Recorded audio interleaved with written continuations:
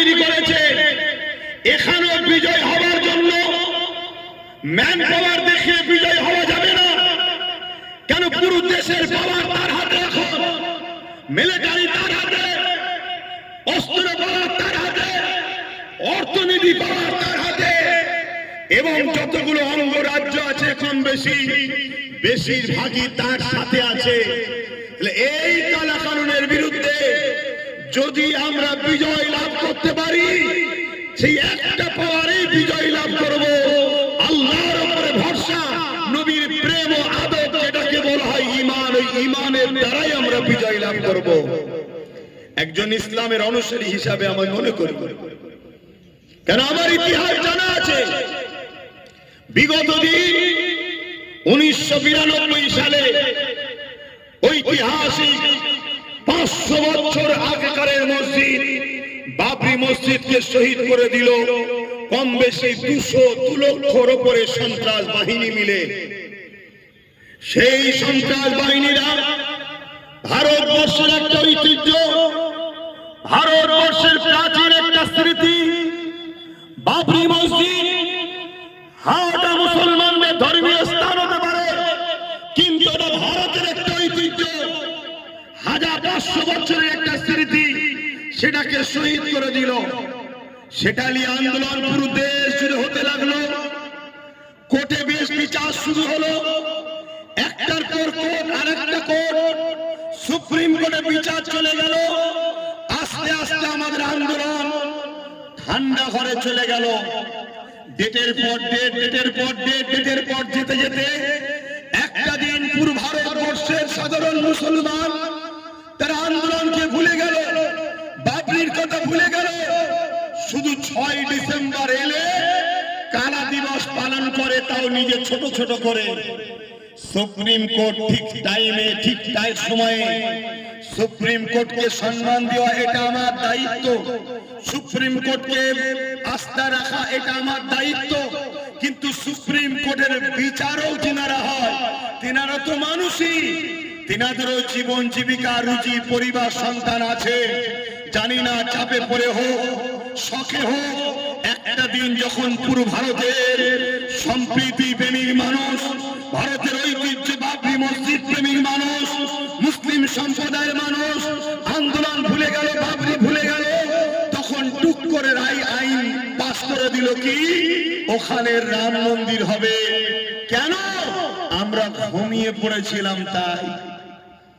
আজকেও যে আন্দোলন, পুরো ভারতবর্ষের মসজিদ, মাদ্রাসা, কবরস্থান, ঈদগাহ, এক কথাই বলতে পারি ইসলামের সিম্বল, ইসলামের পেহচান, মুসলমানদের অস্তিত্ব।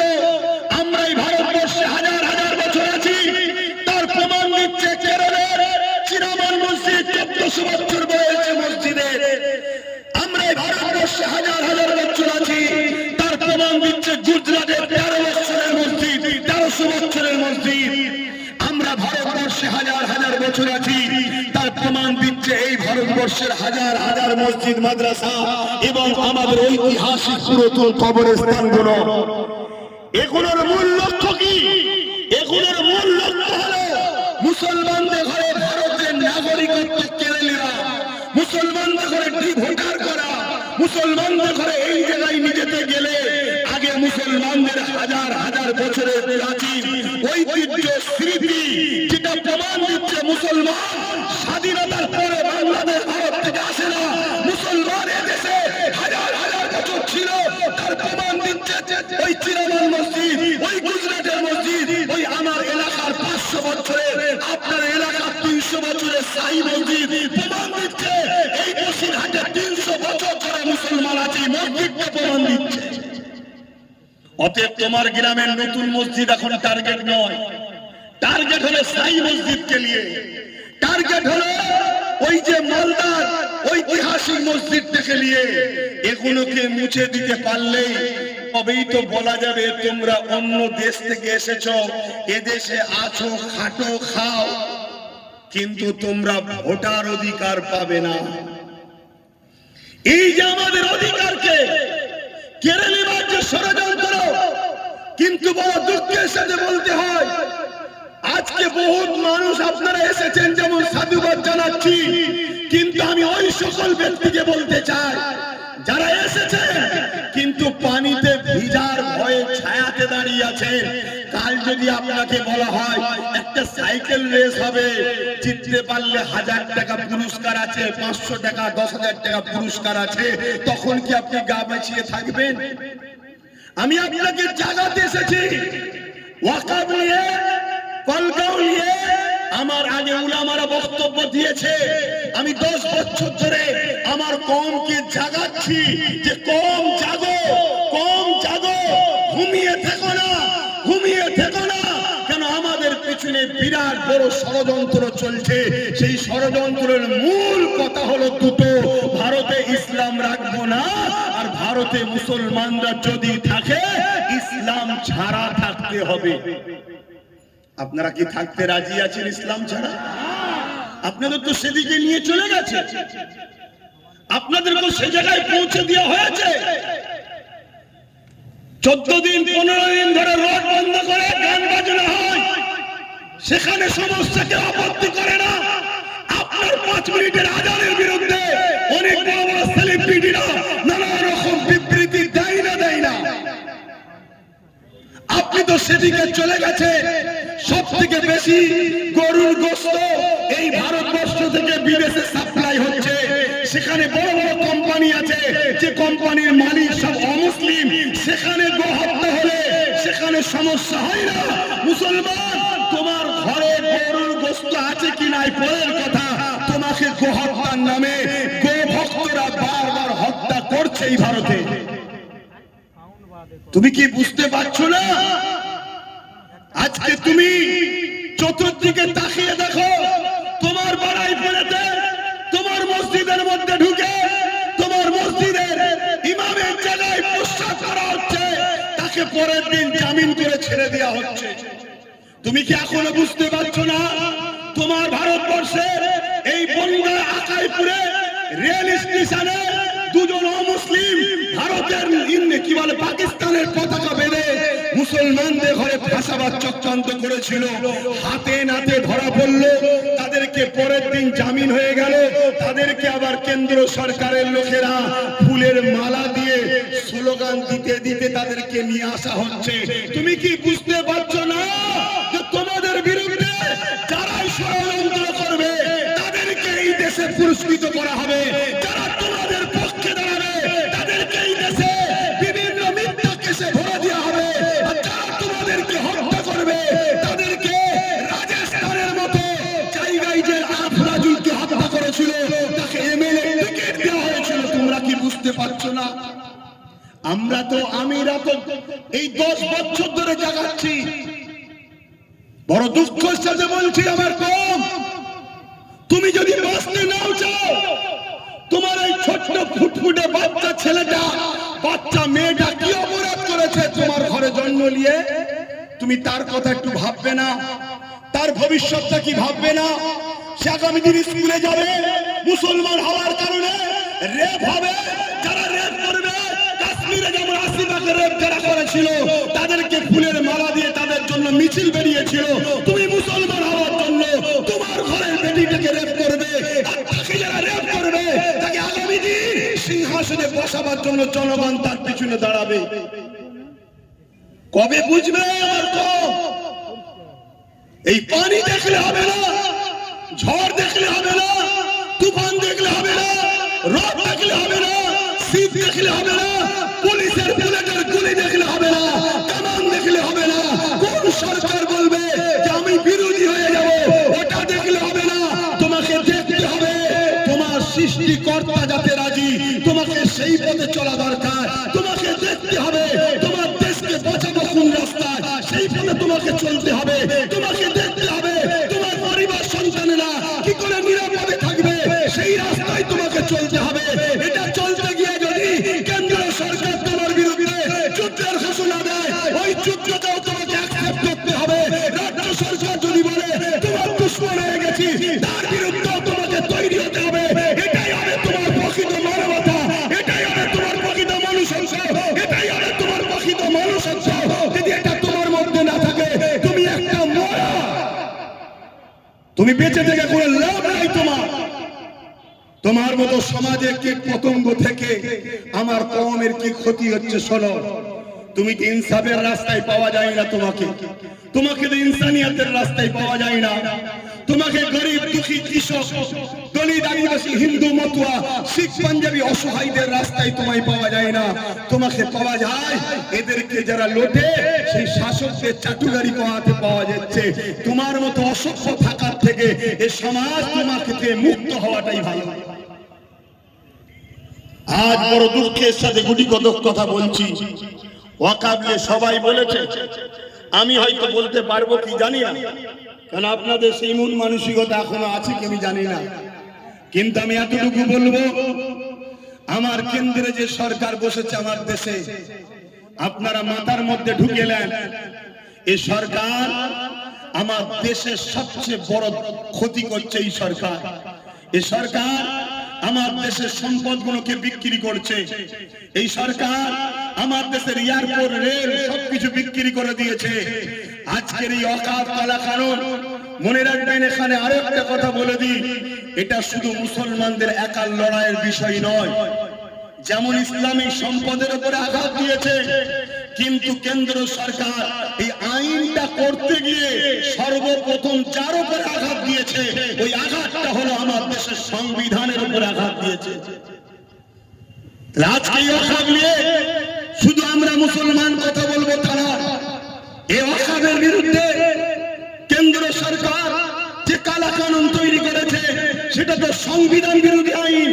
তাহলে সংবিধান তো পুরো ভারতবাসীর, তাই হিন্দু দলিত আদিবাসী শিখ পাঞ্জাবি সবার কাছে আপনাকে মেসেজ পৌঁছাতে হবে, আপনাকে দায়িত্ব নিতে হবে, বাড়ি বাড়ি প্রতিবেশী সবাইকে বুঝাতে হবে যে কেন্দ্র সরকার আমার সংবিধানের অনুচ্ছেদের বিরুদ্ধে গিয়ে, সংবিধানের ধারার বিরুদ্ধে গিয়ে আমাদের ওয়াকফ কালা কানুন তৈরি করেছে। অর্থাৎ আপনি যদি মসজিদের পাশে না দাঁড়াগে যান, মাদ্রাসার পাশে না দাঁড়াগে যান, কুকুরের পাশে না দাঁড়াগে যান, কিন্তু আপনি একজন দেশবাসী হিসাবে কেন সংবিধানকে মিটাতে চাইছে তার বিরুদ্ধে গিয়ে আপনি কেন্দ্রের সরকারের বিরুদ্ধে কেন কথা বলছেন না? এটা আমাদের সেকুলার দরদিগুলোকে বলা দরকার আছে না নাই?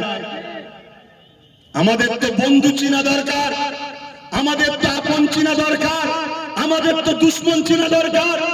বামপন্থী যদি ওয়াকফের বিরুদ্ধে না বলতে চায় না বলতে যা, কিন্তু বামপন্থী তার উচিত ওয়াকফ আইন একেবারে সংবিধান বিরোধী যে আইন রয়েছে তার বিরুদ্ধে বলা দরকার আছে না নাই? কংগ্রেস যদি ওয়াকফ নিয়ে বলতে না চাই না যাকে যা, কিন্তু সংবিধান বিরোধী আইন রয়েছে, এই সংবিধান বিরোধী করলো কেন? এর জন্য কেন্দ্র সরকারের বিরুদ্ধে কেস করা দরকার আছে না নাই?